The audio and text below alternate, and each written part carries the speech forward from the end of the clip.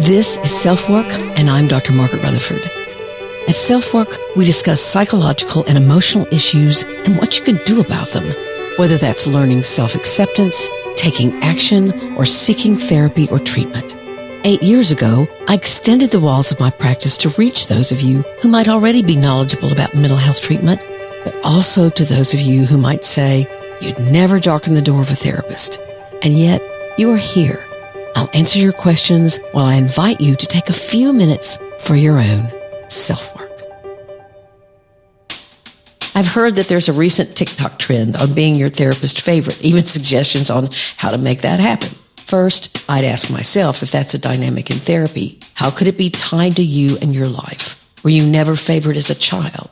Was the fit between you and a parent really hard? Have you ever felt like someone's favorite, or are you longing for that? You can see how questions about this might be endless. Welcome to this week's edition of SelfWork. Today's SelfWork was inspired by feedback from members of my Facebook group when I asked for potential topics for the future, things they'd want to hear about. Several of them asked questions about the therapeutic relationship, so I'm going to answer them here. Everything from how to talk with your therapist about what's not working for you to how to leave therapy are some of the topics. And I found a great article on the Mindful Center website about this.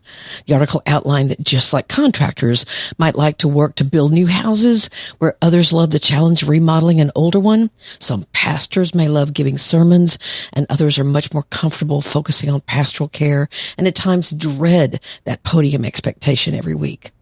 Everyone in every profession has an innate or learned comfort level and interest in certain kinds of work. Therapists are no different. And clients also have kinds of therapists they prefer and want to work with. When there's a match, a therapeutic alliance can be formed. We'll talk about what that is and how it's created in a bit, as well as other therapist-client dynamics that can feel problematic. One that's gotten a lot of attention on social media, especially TikTok, is, am I my therapist's favorite client? So we'll touch on that answer as well. I have a quick caveat. These are my opinions that fit with my way of doing therapy. And there are a lot of therapists that would agree with me, but not all. I just want to make sure you understand that.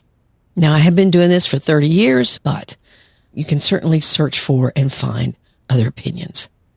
The SpeakPipe voicemail for this week left me with several thoughts about the impact of chronic trauma that seems to never end, especially in the lives of people who are living through it. Actually, the recording is even a little eerie, but I wanted to respond to this listener with some suggestions that I hope might be helpful to her. I don't have too much to offer, but as I say, her recording struck a chord with me that was hard for me to get out of my mind. I want to thank Choosing Therapy for including SelfWork in their top 15 podcast for 2024. And to thank all of you for tuning in, sharing, and helping to make SelfWork work. You are the reason that we keep growing, so my gratitude, of course, extends to you. BetterHelp has been a long-standing sponsor here, and here we are in March, 3 months into 2024. But did you promise yourself that this was the year you were going to do something different about your life? BetterHelp is an easy, could happen tomorrow, literally, way to do just that. We're ending 2023 and coming into 2024, and last year was a hard year for many. 2023 held cultural uproar and violence and worldwide anxiety. So in welcoming 2024, more people than ever are recognizing that their own sense of personal direction is being affected by what's going on in the world and not in a good way. Talking about that can help you see how to cope with those anxieties while also keeping your emotional stability in check. It helps to vent and to hear yourself make connections with your strengths while admitting your struggles and getting an objective perspective. After you make the first contact, BetterHelp's standard is to offer names of therapists to you in less than 2 days, and you can talk to them in a first session to see if it's a good fit by video, text, or chat. But if it's not a good fit, rather than going through an awkward call or email, you simply let BetterHelp know, and they'll ask what it was you didn't like and find someone else for you. I'm a therapist because I got good therapy. I know how much of a difference it can make. And here's BetterHelp's offer for SelfWork listeners. 10% off your first month of sessions if you use this link, betterhelp.com/selfwork. There's never a better time than now, today, to reach out and get help. betterhelp.com/selfwork.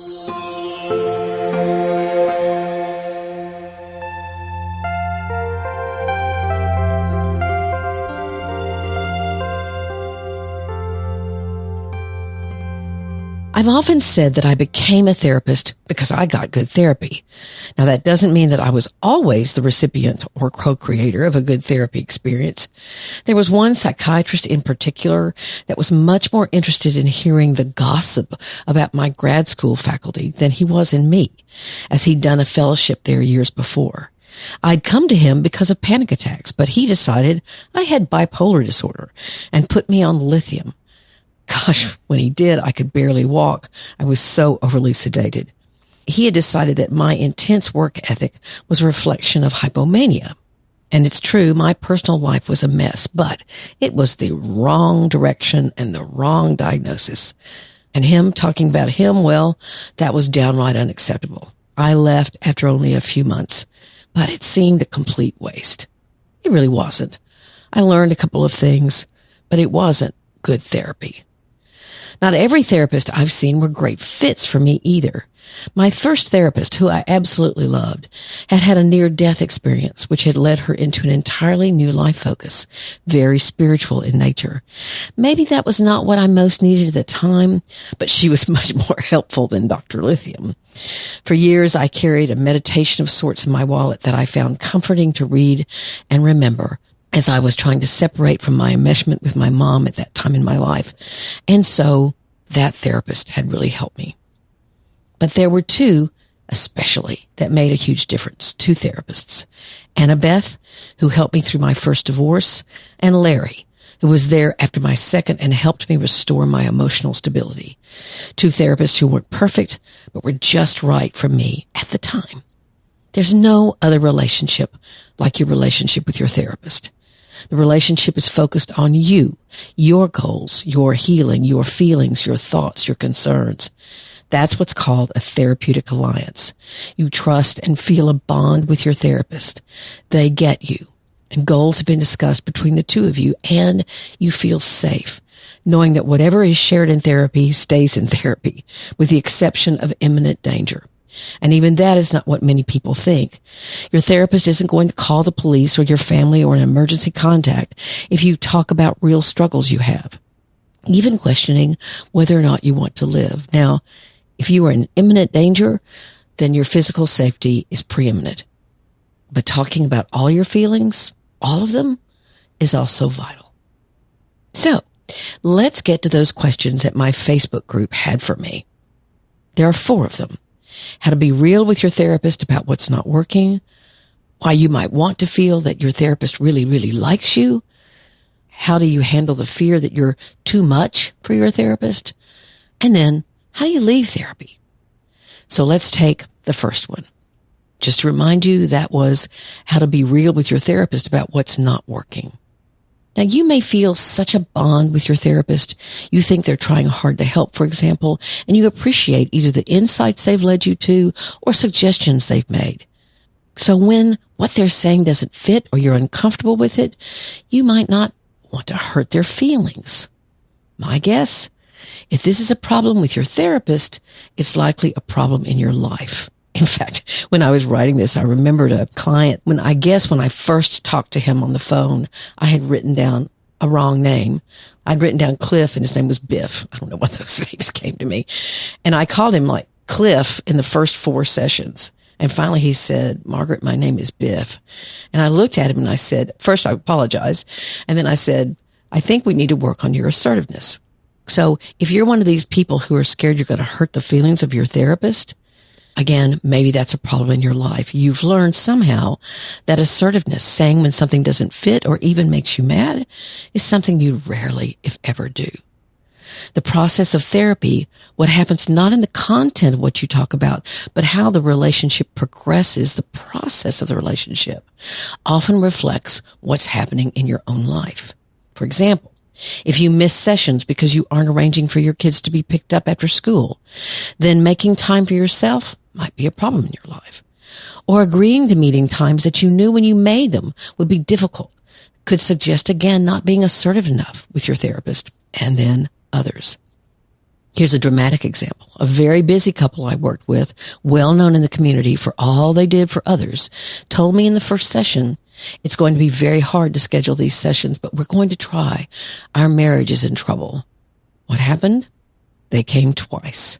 And those 2 sessions were weeks apart. They canceled a lot. The reality of the choices they were making in their life were evident in the process of therapy. I mentioned that to them. They just shrugged their shoulders and said there's nothing to do. So it was very sad to watch and hear. But what if my way of doing therapy or what I suggested to a client didn't seem right to them? I'd want and urge them to tell me to act assertively.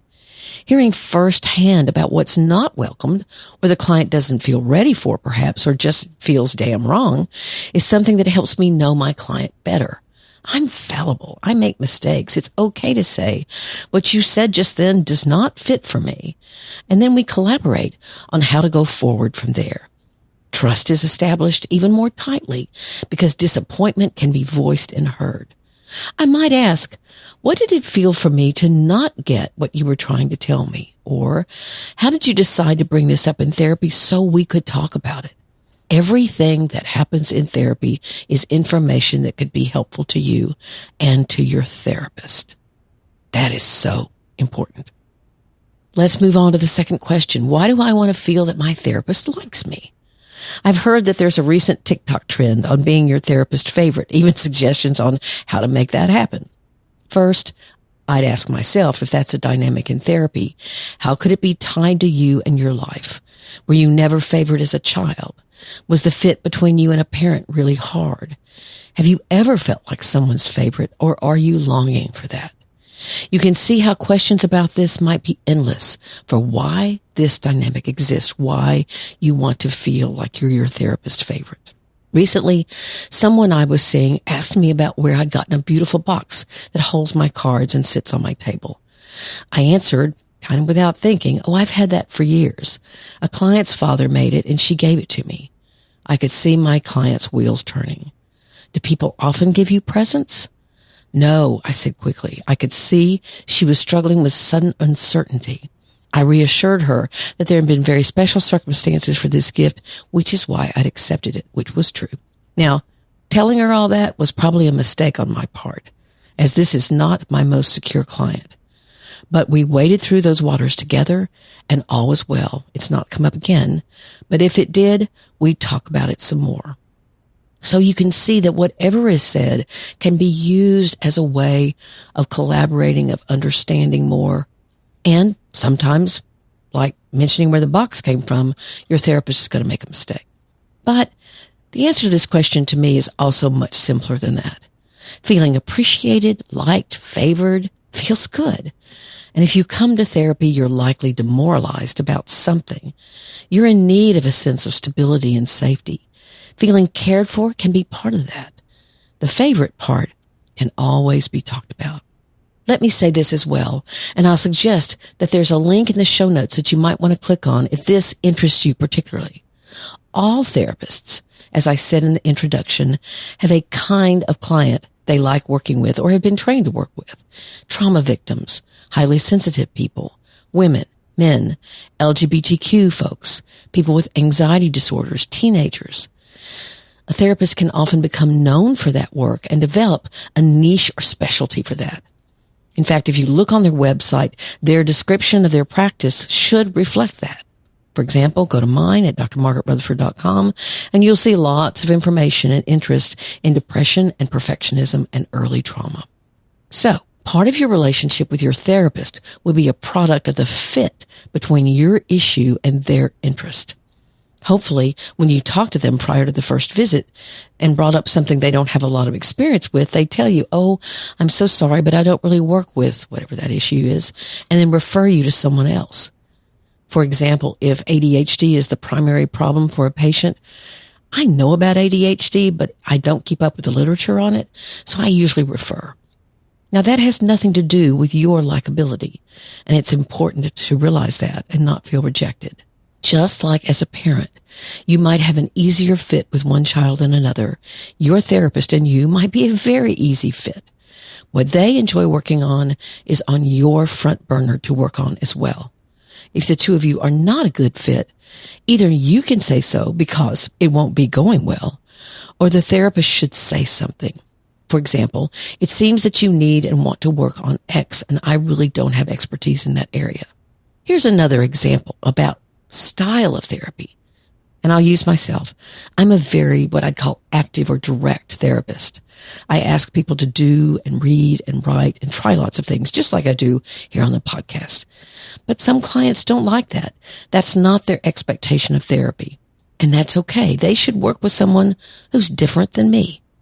Sometimes when I sense then early on, this is not going to be a good fit. Maybe I've asked them to do something for several weeks in a row and they've come back and said, no, I didn't try that. Now that could be because I'm going too fast and we need to slow down, but it could also be something that needs to be talked about what their expectations are of therapy and whether my style of working fits that expectation. Now this kind of ties in with the next topic that my Facebook group brought up. How do I know and trust that I'm not too much for my therapist? If this is an issue with a client, I might hear something like, sometimes I bet you get tired of me, or I hate to keep bringing this up because it's the same thing I was crying about a month ago. Now, I could talk a lot about this, and there are several scenarios that might be possible. One, that's the message the client got in their family or culture, and they're afraid that they'll find the same thing in therapy. So it's about fear. I'm too much. Two, they might be becoming more aware of their own cycle of distress that may keep them in chaos and how they play a role in it. But they don't know how to talk about that. So they just kind of talk about being too much because, again, they're beginning to see maybe their own role. Here's a third possibility, and this is a therapist-client dynamic. They feel an expectation of some kind from the therapist, which could be accurate, that some kind of movement occur, and they're becoming afraid that they can't move in that way, which is, again, about fear, and again, can be talked about. Here's an example. Someone might say to me, Margaret, you keep telling me to feel my feelings, but I can't even remember the last time I expressed sadness. And so I'm asking them to do something that they don't know how to do. There are probably other things that this kind of fear can stem from, but that's what comes to my mind right now. Again, I stress, talking about it can help. Talking about it is movement. Having the fear and not talking about it will likely paralyze therapy. Maybe the message the therapist needs to hear is to slow down. Maybe the message the client can benefit from is that they're catastrophizing the risk or keeping themselves stuck in some way. But the overall dynamic is, how can we together make this work for you, the client? Here's the fourth topic. How do I leave therapy? Of course, there are practical reasons to leave. Time and money mostly. Many therapies are short-term and directed toward specific change, so they're more time limited in the first place. If your financial situation has changed, many therapists, not all, will work with you about that topic. But again, you may have done really great work, and it's just simply time to leave. Especially if you've been seeing someone for quite a while, and either you feel like you've made progress and ready to go on your own, or you're ready to just take a break. How do you end the relationship? How do you hit the pause button? How do you say goodbye? It can be emotional. The office space itself may have earned a kind of safety for you. My clients tell me that as soon as they walk into my waiting room, their minds slow down. They feel better, more calm. So you're moving out of those regular visits to that physical space that you associate with feeling better. Then, of course, there's the safety of the emotional space and your therapist themselves. That can be tough to leave. People ask, do therapists get sad when clients leave? Of course we do. However, if they leave having achieved some sense of calm or resolve or new insight or relief or healing or whatever you want to call it, the goodbye, although poignant, is the reflection of our client's ownership of that change. I'll take it from here kind of thing. And that can feel wonderful. As I tell people all the time, it's my job to do myself out of a job. Now, I always ask, how would you know if you'd like or need to come back? And we talk about it. I left Larry, remember him? I left Larry when I left Dallas, and I wasn't all that happy about it. But then he said to me, Margaret, when you think about asking me a question, could you imagine what I'd say? And the answer was, yeah, pretty much of the time. The process he's talking about, or the fancy word for it, is internalization. I'd internalized Larry. Like if your grandparent dies and you love them and you're never going to see them again, and yet you know what they think or say about maybe your upcoming marriage or your new job. And you can tell yourself that. You can remind yourself that. You've internalized your grandparent. You just know. Your therapist is like that. You'll always have them and what you valued about working with them in your mind, your body, and your heart. SpeakPipe message from drmargaretrutherford.com. Hello. I definitely suffer from complex trauma.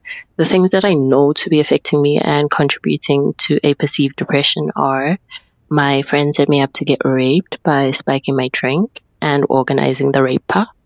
The cops closed that case without investigation. My ex-boyfriend tried to kill me 4 years ago. The cops closed that case without investigation. My parents got divorced. My clinical psychologist betrayed me. And this is all in my teens and early to mid-20s.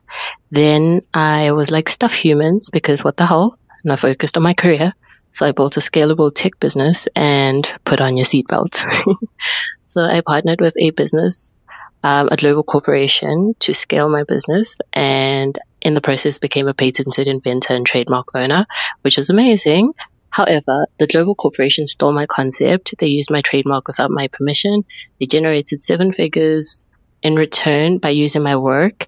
They gave me a cease and desist to get me arrested if I ever spoke about this. They paid my attorneys to step back from my case. They paid the cops not to pursue my case, and then threatened my life if I continued speaking about the incident on social media. And then finally, they updated their company policies in private to pretend that they stand up against the things they were doing to me. And as if that's not a lot, my dentist is suing me because she ruined my face. I almost didn't feature this voicemail because she didn't actually ask a question of me. She seemed to need to talk about, and with good reason most likely, this chronic trauma that had happened to her. Sexual abuse, abandonment, betrayal, lawsuits, threats. She tried to soldier on through it all. But did you hear her laugh at the end? Kind of a giggle, or a giggle with some other kind of emotion tied into it? When I heard that, that concerned me a lot. So I'm featuring this voicemail to reach out to her, as I did through email as well. If she hasn't been in treatment for the many horrors she's had in her life, if she's only tried to just push through them, that may be part of the problem. Obviously, I don't know. I can hear the fight in her, the determination, but the laughter at the end confuses me. It seems, and I can only say seems to imply, well, so what, shit happens to me all the time kind of response. Now, finding something funny can be helpful, but it also can be out of place. A lack of empathy or self-compassion isn't funny. So here's a message to this listener. Please, if you're struggling, ask for help. You may think, so much has happened, no one can help me. But stories like yours are more common than you think, even as horrific as they are. You reached out to me. Let that reaching out be the first step towards seeking other help. You're more than worth it. There is another thought that comes to me. If you've had some kind of role in creating some of this chaos, which of course could be not true or true, then it would be important for you to see your role in this. Again, I'm not saying you're to blame, quite the opposite. But I am saying that it can be important to see what role you're playing in this terrible chaos that you've lived through.